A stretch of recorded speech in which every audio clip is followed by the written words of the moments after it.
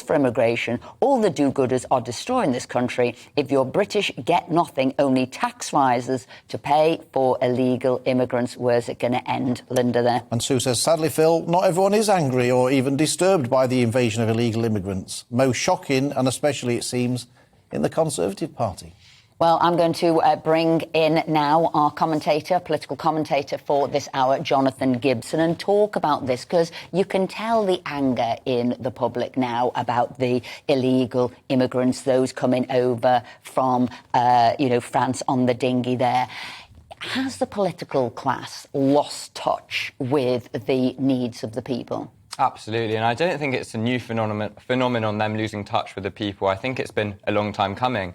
And I think it's not even just restricted to the UK, to be honest. Across Europe and across America as well, we've seen there's been a growing disconnect between these people who are sort of the elite, liberal elite, and then the masses. And it's really, really worrying in a sense, because that's what's leading to the growth of these unexpected candidacies of support for example, Brexit or Trump or Marine Le Pen or Geert Wilders, or over here you said the growing movement of Reform UK.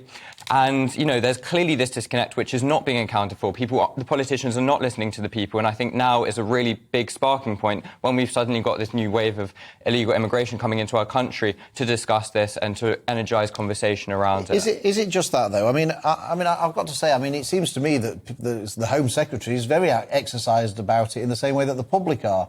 It's not that politicians aren't angry about it. We're angry about it. We're politicians, and lots of our colleagues are.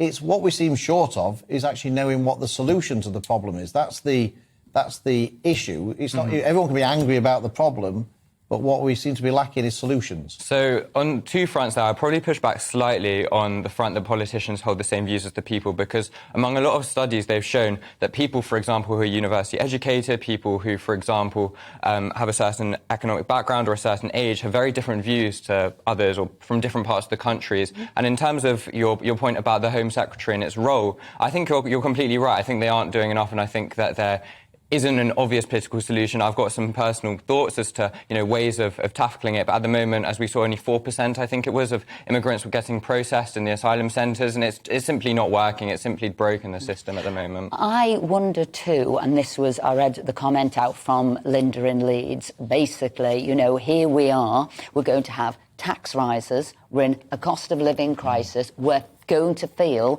the pain if it is a long drawn out recession, and yet what we're seeing is people coming over and going into what would be four-star hotels, having everything paid for. Could that be the flashpoint where the public is listened more to, or the flashpoint where they think they're going to have to do something? Because what I'm seeing, it seems that the Manston Centre, they just seem to have been letting people out. They're not processing there. They're getting the numbers down from 4,000 to 2,000, but not because they've processed anybody. If you're to read all the reports, they're just leaving them at sort of either Victoria Station or telling people to collect them from sort of who they might know in the local community. That is not working. That is deception of numbers.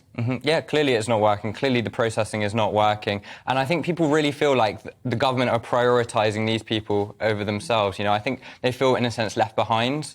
And I think that's a feeling that's really, really visceral right now, and something that we need to change or need to adapt, need to find a solution to. Jonathan, we'll come back to you a little bit later on.